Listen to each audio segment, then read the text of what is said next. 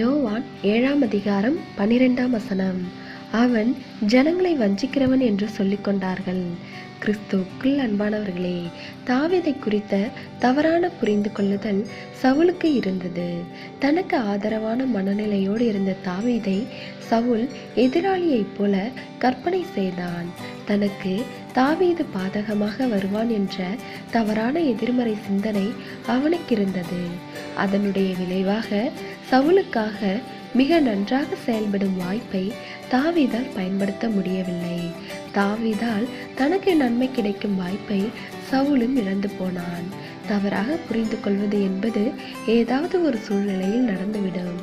ஆனால் நம்முடைய புரிந்து கொள்ளுதல் சரிதானா என்பதை நாம் ஆழமாக சிந்திக்க வேண்டும்.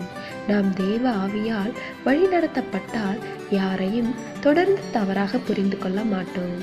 ஏனென்றால் தேவ ஆவியினால் வழிநடத்தப்படுகிறவர்கள் சுயத்திற்கேற்றபடி சிந்திக்காமல் தேவ ஆவிக்கேற்றபடி சிந்திக்க இயன்றவர்களாக இருப்பார்கள்.